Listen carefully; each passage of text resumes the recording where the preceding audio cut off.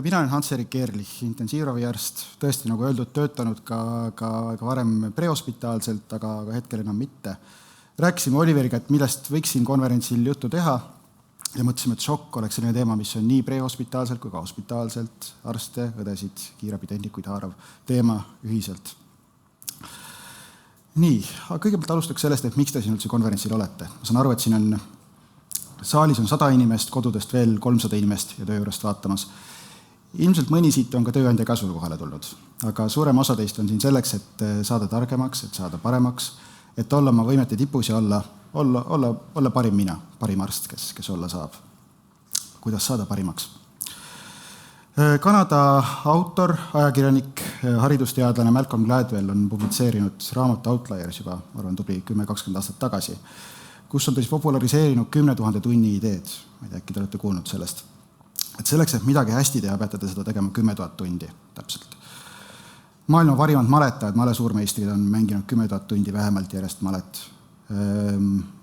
Iluuisutajad on lapsest peale 10 000 tundi tegelenud iluuisutamisega. Ensemble The Beatles. Enne kui nad saavutasid oma professionaalsuse taseme, enne kui nad said maailmakuulsaks, leidsid nad, et Liverpoolis tund aega reedõhtuti mängides nad ei saa oma taset kätte. Nii et nad läksid Hamburgi, reperbaanile, stripklubidesse taustamuusikat mängima tantsijatele. Iga õhtu 8 tundi järjest mängimist, esinemist. Kui nad olid seal paar aastat seda teinud ja saanud 10 000 tundi kogemus kätte, olid nad valmis, et minna maailmasse lavalaudadele. Või näiteks Bill Gates,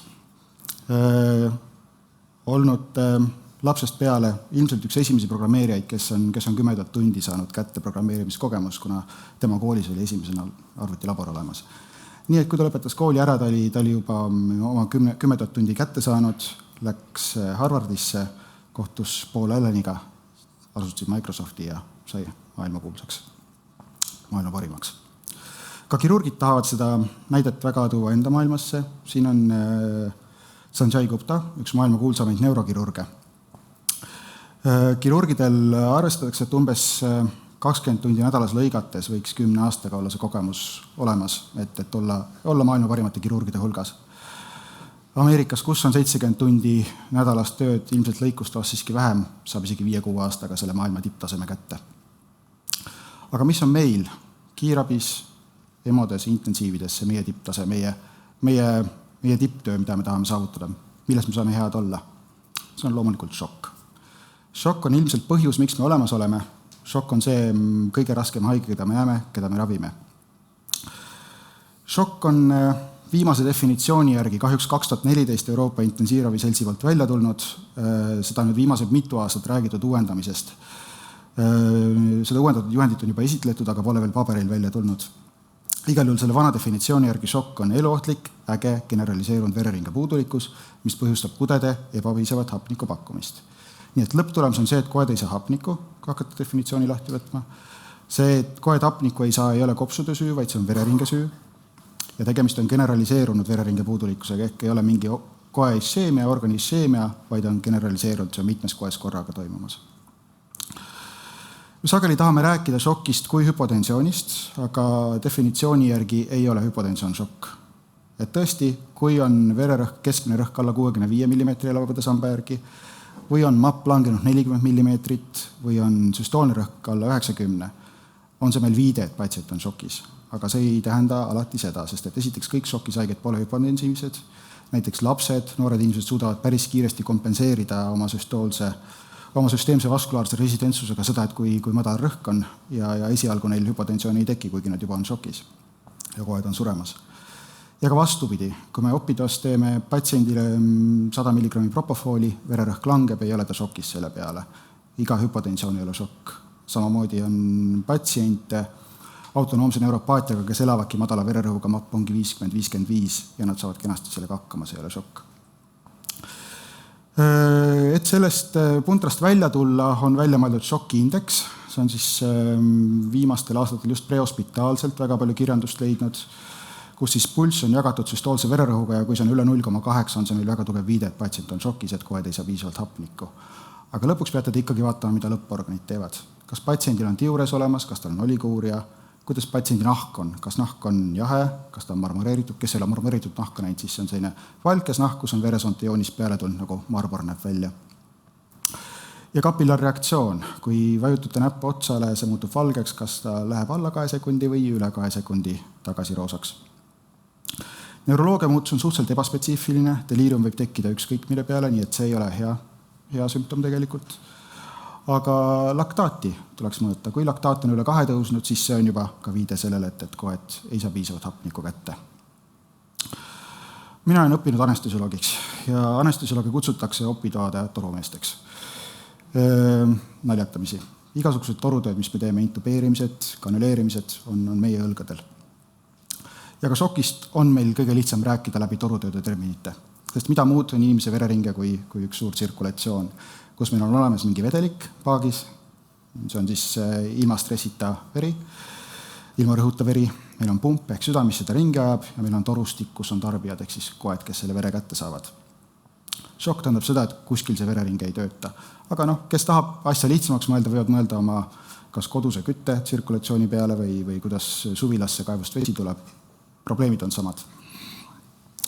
Kui ei ole kaevus vett, kui on patsiendi venoosne süsteem verest tühi, kas on ta kaotanud verd või on ta kaotanud vedelikku väljaheitega, oksendamisega, higistamisega, on tegemist siis hüpovoleemilise šokiga. Kui pump ise on katki, kas on südamel mõni klapihäire, on äge müokardiinfarkt, on mõni arütmia, siis on tegemist kardiogeense šokiga. Kui on mingi ummistus ees suurtel torudel, piltlikult öeldes kraan on kinni unustatud, on tegemist obstruktiivse šokiga. Peamised näited inimese puhul on siin kas siis perikarditamponaad, pingeline pneumotooraks või kate.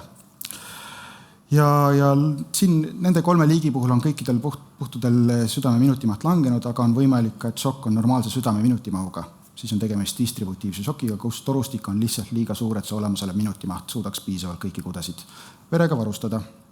Distributiivse šoki peamine näide on septiline šokk, aga on ka teisi variante, nagu neurogeenne šokk või sirsi tagajärjel näiteks ägeda pankratiidi šokk. Mis teeb šoki ravi ja diagnostika keerukaks, on see, et šokk on sageli kombineeritud, et kui me esialgu näeme mingit puhast ühe kategooria šokki, siis pika peale kujuneb see välja kombineeritud tüüpi šokk. Võtame näiteks põletushaige, kellel on nii distributiivne kui ka hüpovoleemiline šokk kombineeritud. Väga palju kardiogeensed šokid lähevad edaspidi distributiivseks kätte. Ja ma eile õhtul lugesin X-ist endise nimega Twitter ühte postitust, et vasodilatatiivne šokk, teooria, vasodilatatiivne šokk on kõikide šokkide ühine lõplik tee, kuhu šokid välja jõuavad.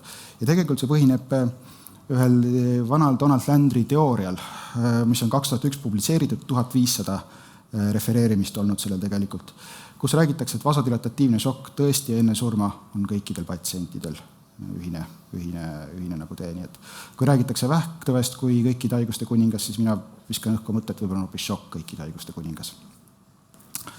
Ja miks on šokk jätkuvalt probleem, on see, et hoolimata kõikidest meie arengutest meditsiinis on jätkuvalt šoki suremus kõrge. Et siin on siis liikide kaupa antud, obstruktiivne šokk, aga ka kardiogeenne septiline šokk on jätkuvalt 7 päeva suremusega 30-40% ja need on kõik haiged, kes EMO-sse jõuavad, kergemad ja raskemad kokku. Tulles nüüd tagasi selle juurde, et me tahame oma 10 000 tundi täis saada šokiravis, et olla head. Kas keegi teist on siin saalis 10 000 tundi šokki ravinud? Ma kahtlen selles. Et enne just professor Starkoviga rääkisime, et hea, kui korra nädalas näed rasket haiget. Et neid 10 000 tunde on väga raske kätte saada. Erinevalt populaarsest arvamusest me kogu aeg intensiivravis ei elusta patsiente, vaid suurem osa intensiivravist on patsientide võõrutamine hingamisaparaadist, narkoosist, füsioteraapia, et nad saaksid pärast tavaosakonna selle hakkama. Kui me neurokirurgia, südame siirdamise, transplantatsioonide puhul saame mõelda, et me tsentraliseerime haiget kuhugi kokku, et kogemust hoida, siis me šoki puhul seda kindlasti teha ei saa. Šokiravi peab algama esimesest minutist igas Eestimaa punktis, kus on olemas kiiravibrigaad, üldhaigla, tervisepunkt.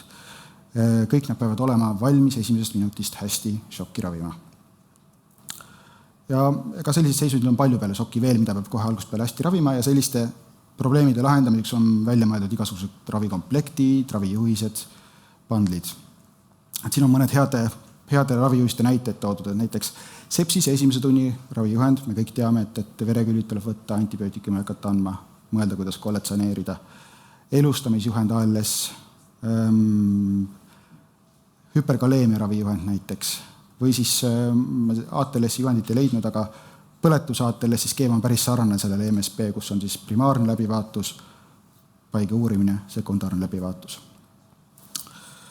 Ja tõesti traumade koha pealt on Eestis, ma arvan, seis väga hea, et meil on olemas kõigile kättesaadavana ATLS koolitus, nüüd on olemas TEKE, on olemas Battles koolitus, me teeme drille, me teeme simulatsioone, traumasid ka ei tule väga palju haiglatesse, aga siiski, kui meil traumahaige satub haiglasse, töötab kõik nagu kellavärk, vähemalt suurtes traumakeskustes. Paraku ei ole traumad sugugi kõige sagedasemad šoki põhjused, et siin on nüüd ülevaade Taani haiglas 2019, kus ka traumakeskus oli. Hüpovoleemilist šokki on 1/3 kõigist šokiliikidest ja sealt ka on suur osa, kes ei ole siis hemorraagiline šokk, vaid on muu hüpovoleemiline šokk. Nii et peamine osa, mida me näeme, on ikkagi septiline, muu distributiivne ja kardiogeenne šokk. Intensiivhaigetest isegi 60% on septilise šokiga. Šokkides siis. Meil on olemas juhend, kiirabi tegevusjuhend. Kirjutatud vaieldamatult siis Eesti parimate spetsialistide poolt, kellest paljud on siin saalis olemas. Mina olen ka sinna variautorina ühe peatüki kirjutanud, minu nime siin küll ei ole, aga siiski ma kiidan seda juhendit väga heaks. Aga kui võtta nüüd lahti šoki peatükk, mis algab sõnaga hüpotensioon, ma nüüd kardan, et kui ma siit saalist välja lähen, ma saan kindlasti kellegi käest vastu lõuga selle eest, aga ma pean ütlema, et see väga hea juhend kahjuks ei ole. Sellist virvarri enam ei tule. No võtame nüüd punkti haaval lahti, mis siit tuleb. Kõigepealt tehke esmane ülevaatus haigele, kus on hingamistee tagamine väga hea, hingamine, radiaalpulsi katsumine, teadvus. Siis võtke haigelt anamnees, pange külge monitor, tehke EKG ära. Vaadake, kas on perfusioonihäire tunnuseid, kas nahk on külm. Siis mõelge, mis on patsiendi šoki etioloogia. Mõelge, kas on hüpovoleemiline, septiline, anafülaktiline šokk. Siis mõelge hospitaliseerimisele, siis pange haigele apnik ette. Siis pange veenikanüül, andke tilka, andke paratsetamooli. Kui saite enne teatud neeruväelise puudulikkus, andke dexametasooni ja siis lõpuks pange vasopressor käima vastavalt šoki liigile, mis te välja mõtlesite. Et natuke läheb keerukaks, et põllu peal tegutseda haigega, kuigi mõtted iseenesest on õiged. Üle-eelmisel aastal on välja antud Euroopa Intensiivravi seltsi poolt Intensiivravi ABITS, Intensive Care Fundamentals, mida ma kõigile oma residentidele on alati soovitanud. Põhimõtteliselt see raamat on loetav kõigi käes, kes on lõpetanud 6 kursust arstiteaduskonda ära. Kõik on arusaadav seal, paari päevaga läbi loetav ja annab nagu sissejuhatuse, mida intensiivis me teeme. Ja seal on siis ka juhend, kuidas ägedale haigele läheneda. Vasakul pool on näidis siis sellisest klassikalisest akadeemilisest haigusloost, kus te lähete, võtate haige anamneesi, teete talle põhjaliku läbivaatuse, võtate vereanalüüsid, teete piltdiagnostika, panete paika diferentsiaaldiagnoosid ja mõtlete välja, kuidas haiget ravida. Kui te erakorralisel haigel šokis sellist skeemi hakkate tegema, on haige surnud selle peale, kui te ravini jõuate. Õigem oleks läheneda selle sama ABCD printsiibi alusel, tegeleda eluohtlikuma probleemiga kõigepealt, hingamiste, tsirkulatsioon, neuroloogia, keskkond ja olete ringi peale teinud, hakata põhjalikumalt järgmist korda seda ringi tegema ja nii edasi. Ma rääkisin nädala alguses doktor Severin Bushiga sellest ja Severin ütles, et kui tema saaks valida, kellele järgmine Nobeli preemia anda, siis peaks olema see, kes selle ABCD välja mõtles. Kahjuks ma kirjandust ei leidnud, kes esimest korda ABCD mõtles, ilmselt see on ATLS-ist tulnud. Et nüüd minna sellega edasi ja just šokispetsiifiliseks, ma uurisin kirjandust ja leidsin, et eelmisel aastal on ühes suhteliselt obskuurses erakorralise meditsiini ajakirjas välja pakutud selline idee nagu Minutes Bundle, mis peaks olema esimesed pool tundi igasuguse üldise šokiga EMOS tegelemiseks. Mis järgneb põhimõtteliselt samu printsiipe, ABCD järjekorda ja on natukene lisa juures. Kõigepealt siis ABC, erakorraliste või eluohtlike probleemide lahendamine, vasopressurid, tilgad, ultraheli, etioloogia tuvastamine ja ravi ja stabiliseerimine. Et kui mõelda nüüd laias laastus, ei ole me tegelikult 50 aastat, üle 50 aasta kuskile mujale tulnud. Aastal 71 Maxwell ja Herbert Shubin publitseerisid LA County Shock Wardist, publitseerisid VIP-printsiibi, mida meile kõigil õpetatakse ülikoolis. Ventilatsioon, infusioon, perfusioon, täpselt samamoodi läheb see siiamaani edasi ja samas järjekorras. Kõigepealt siis A ja B vaadake haigele üle, et oleks hingamiste avatud ja tagatud, pange käima hapnik, kuna on kudede hüpokseemiaga tegemist, sageli koed ei saa piisavalt hapnikku kätte ja ega ka saturatsiooniandur ei pruugi töötada, nii et hapnikumask võiks igal juhul ette käia, kui haige ei hinga, siis ventileerida. Ja ilmselt siin kohe algus oleks mõistlik ka väga eluohtliku probleemiga ära tegeleda. Suur verejooks sulgeda, skutt peale panna, tuvastada ja ravida pingeline pneumotooraks. Ilmselt saate ka aru, kui haige on anafülaksis ja saate talle adrenaliini ära teha. C ehk peamine šoki korral tsirkulatsiooniprobleemid, lisaks kardiomonitooringule ja 2 suurele veenikanülile vaadake, kuidas te kudede perfusiooni taastate. Klassika on see, et pange käima haigele ainult tilk ja siis minge edasi. Mina võib-olla oleks siinkohal põhjalikum ja mõtleks ka kohe alguses vasopressori peale, eriti kui šokk on sügav. Vasopressori vastunäidustus tegelikult prehospitaalselt või kohe šokiga alguspeale tegeledes võiks olla ainult selge hüpovoleemia, kui te näete, et haige tõesti jookseb verest tühjaks või on mingi väga suur vedelikukadu toimumas. Teistele haigetele ei ole meil mingit põhjust mitte panna vasopressorit käima. Üks sage viga on see, et oodatakse, et haigel tsentraalveen oleks, aga see pole tegelikult vajalik, võib panna ka perifeersesse lahusesse. Perifeersesse veeni lahja lahuse käima, kui on näiteks 0,1 milligrammi milliliitris lahjendus. Ja vastupidi, tilka ma ei teeks ja paneks ainult vasopressori käima, kui patsient on selges hüpervoleemias, et kui te lähete kopsutuurse kutsele, haigel on näha, et tuleb vahtu suust välja, perifeeri on tuurses, kopsud rägisevad ja vererõhku pole, ma ei hakkaks seda tilgutama selles situatsioonis. Common sense. Ja tilk, mida teete, võiks olla ideaalis, ma tean kõikides kiirabibrigaadides pole seda, aga võiks olla balansseeritud kristalloid lahus, kuna seal on kloriidi kontsentratsioon madalam, me ei vii haiget atsidoosi, nagmasse sellega. Ja kui Surviving Sepsis Guideline ütleb, et tehke 30 ml/kilo kõigile haigetele, siis ma oleks tagasihoidlikum, teeks 10 ml/kilo ja vaataks, kas on efekt või mitte selle tagajärjel. Nüüd, mis meie ravi eesmärk on? Eesmärk on siis tegelikult tagada piisav vererõhk, et saaks tagada lõppelundite funktsiooni, et lõppelundite funktsioon taastuks. Esialgu, kui teil ei ole võimalik lõppelundid monitoorida, te ei tea, kas diureisi hakkab tulema või mitte, ma võtaks selle sama MAP 65 mm elavõpeda sammast eesmärgiks, kuhu ma tahaks jõuda oma raviga välja. Nüüd järgmine koht, kus ma lähen siin poole saaliga ilmselt tülli. Euroopa ravijuhend veritsuse koagulopaatia raviks tulnud välja 2023, kus siis räägitakse sellest, et damage control resuscitation trauma käsitluse juures võib ka vasopressorile mõelda varakult. Küsimus on siis selles, et nagu hiljem ilmselt ka teil juttu tuleb väga paljud konverentsist täna traumast,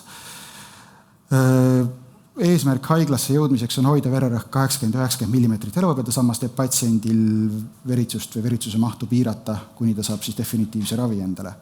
Aga sageli uuringud näitavad, on juba varases traumafaasis tegemist ka vasodilatatiivse šokiga kombineeritud, lisaks siis hüpovoleemilisele šokile. Ja kui teil ei õnnestu ka tagada vererõhku 80-90, vaid ütleme näiteks süstoolne rõhk 75 haigel, siis võib vabalt mõelda selle peale, et panete ka pressori sinna juurde. Selle asemel, et haiget infusioonraviga siis atsidoosi viia ja jahutada ja lahjendada.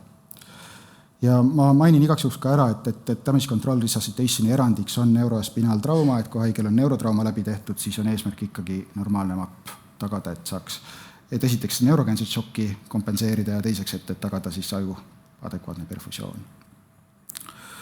Kui te olete kiirabis, prehospitaalne faas, siis nüüd võiksite mõelda sellele, kuidas abi kutsuda. Kui ise olete abibrigaad juhtumisi, siis mõelge sellele, kuidas haige kiiresti haiglasse saada. Etioloogia välja selgitamine põllu peale ei ole prioriteet. Kui teil on juhtumisi aga käes ultraheliaparaat või te olete juba EMOs ja peate tegelema patsiendiga, siis ma arvan, kõige lihtsam, kiirem vahend ja kõige parem vahend, mis algus kätte võtta, oleks ultraheli. Ultraheli on teinud viimase 10 aasta jooksul tohutu võidukäigus, on kiirabides olemas, on EMOdes igal pool olemas, ta annab meile infot šoki etioloogia kohta, ta annab infot, kuidas on haige volumeni staatus ja teeb haiget kuskile kompuutrisse või teise ruumi selleks viima, vaid teete selle seal samas koha peal ära. Aga loomulikult kasu on ka anamneesist, objektiivsest leiust, klassikalistest uuringutest, analüüsidest selles momendis. Ultraheliga üks hea protokoll näiteks, neid protokolli on mitu, aga mida ka mina olen kasutanud, on RUSH ehk Rapid Ultrasound in Shock and Hypotension, kus te siis kombineerite omavahel eho, abdominaalse pleurade ülevaatuse ja võib-olla siis ka süvaveenid. Nii et on teil vaadatud pump, paak ja tolud kõik üle ühe uuringuga. Nii et kui te näete, et on vasakvatsake tühi, tegevus hüperdünaamiline, alakaava on tühi, käib kokku, siis te võite suhteliselt julgelt mõelda, et tegemist on tühja haigega, see on hüpovoleemiline šokk. Võib-olla isegi leiate üles, kus verejooksu kohta on, kas on pleurades vedelik või on kõhuõõnes vedelik. Kui on kardiogeenne šokk, näete vasaku-vatsakese puudulikkust, võite näha mõnda klapiriket isegi, kui oskate seda vaadata, ja alakaava pigem on lai, mitte kitsas. Kopsudes võite näha kopsutursele viitavat B-profiili. Obstruktiivse šoki korral näete siis parema poole ülekoormust, kate korral, võite näha kate korral ka süvaveni tromboosi, pleurade ülevaatusel pneumotooraksit, südame ülevaatusel tamponaadi, kõik on tuvastatavad ultralli alusel. Ja distributiivne šokk on nüüd see koht, kus teil väga palju ultrallist kasu ei ole, pigem on see välistusdiagnoos, ka kogenud kardioloogid käivad vaatavad peale, ütlevad, et kõik on nii ilusasti korras, et me pigem arvame, et tegemist võiks olla distributiivse või septilise šokiga. Võib-olla ainus, mis on näha, on see, et südame tegevus on muutunud hüperdünaamiliseks, et kompenseerida veresoonte laienemist. Nii, ja kui te olete saanud teada, mis on teie šoki etioloogia, siis võite võtta ette juba täppisravi. Fokusseeritult põhjusele minnes. Ma neid kõiki ravijuhendeid teil siin ette ei hakka rääkima, kuna neid on palju, sõltuvalt sellest, mis sündroomiga haigel tegemist on. Mida ma võib-olla ainult tooks välja, on see, et eelmisel suvel sai uuendatud Eestis ka sepsise septilise šoki ravijuhendit. Üleeile professor Starkov tegi selle kohta esitluse, see on järgi vaadatav, nii et vaadake üle, kellel see vaatamata on. Nii, nüüd ma olen rääkinud ära, kuidas tegeleda prehospitaalselt ja EMOS šoki haigega, põhimõtteliselt the basics. Aga juhul, kui te olete intensiivis juhtumisi ja teil on haige, kellega te enam hakkama ei saa, rõhk on madal, olete kõik teinud ära, norr käib, tilk olete teinud, kuhu edasi minna. Ma lihtsalt käin kiiresti üle, mis on sellised rescue vahendid, kuhu edasi minna asjaga. Metabolism optimeerida, vaadata pH üle, kaltsium, patsiendi temperatuur, võib-olla diamiini manustada, panna külge hemodünaamika monitooring, PICO, teha ehosid korduvalt. SWAN on tegemas uuesti võidukäiku üle terve maailma, nii et võib-olla on teil SWAN isegi osakonnast võtta. Vasoaktiivsete ravimitega on terve rida võimalik edasi minna.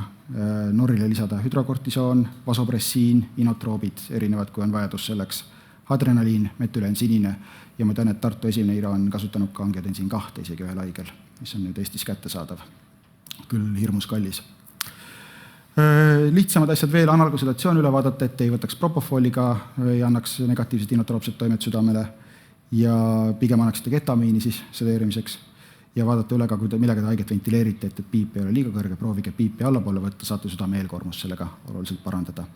Ja kui miskit muud üle ei jää, siis vastavalt šokiliigile mõelda, kas haige oleks ECMO kandidaat, kuna nii kardiogeense kui ka vahel obstruktiivse šoki korral on ECMO viimane variant, kuhu poole pöörduda, et haige ellu jääks.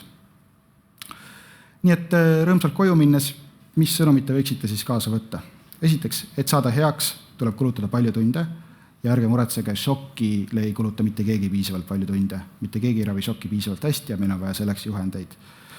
Juhendeid me peame kõik koos üle vaatama, et oleksid selged, piltlikud, ülevaatlikud ja me ei takerduks kuskile punktidesse, mis liiga palju me aega raiskavad haige ravimise juures. Enamus juhendeid, nii nagu täna me oleme jõudnud korduvalt maininud, jõuavad lõpuks sinna välja, et me tahame seda ABCD printsiipi rakendada, kus kohas me tegeleme asjadega õiges järjekorras. Ja kes EMOS töötab, võib-olla siis minits meelde jätta, et tegelete ABC-ga ära, teete ultralli, selgitate välja, mis on etioloogia, panete etioloogilise ravi peale ja stabiliseerite haige ja see on poole tunniga teostatav. Nii ja lõpetuseks ma küsisin AI käest, et mida tema arvab, kuidas arstid ennast hästi tunnevad, rõõmsalt aega veedavad ja meedikud. AI visioon meedikutest rõõmsalt aega veetmas on piknikul palli mängides.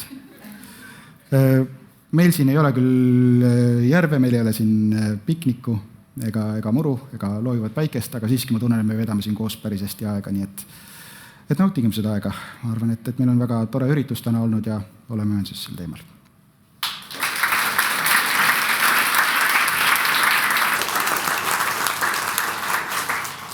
Aitäh selle suurepärase esitluse eest. Kas meil on saalis mingid kommentaare, küsimusi? ABC on ikka Peter Safarilt, mitte ATLS-il. Safarilt, see on siis juba 50. lõpp, jah. Aga Safar on vist saanud ka Nobeli preemia, ma arvan, nii et siis on õigesse kohta läinud. Okei, küsin ühe küsimuse. Et kui mõelda kiirabi või EMO etapis šokihaigete käsitlusele, siis mis võiks olla sellised tüüpvead, mida tehakse ja kuidas neid parandada? Issand. Vead, ma ei ole kuskile kirja pannud, et keegi nüüd vigu oleks teinud šokihaige raviga. Ma arvan, et ikkagi see, et räägime loogilisest asjast, et piisavalt vara aru saada, et tegemist on šokiga, piisavalt varakult abi kutsuda on võib-olla kõige loogilisem küsimus. Sest meil kõigil on olemas mingi brigaad, kes meid toetab. Kui te olete õebrigaad või arstibrigaad, on alati teil võimalus kas mobiil- või randevu appi kutsuda, kes teid hädas kiiresti välja aitab ja aitab vähemalt kaasa mõelda, isegi kui te kõik õigesti olete teinud. Ja oluline on see, et see haige kiiresti haiglasse jõuaks, šokk kiiresti tuvastatud saaks. Ma arvan, et Eestis vist auditit selle kohta tehtud ei ole veel, aga üldiselt haiglast vaadates on tegelikult pilt päris hea. Aga kui rohkem küsimusi ei ole, siis aitäh!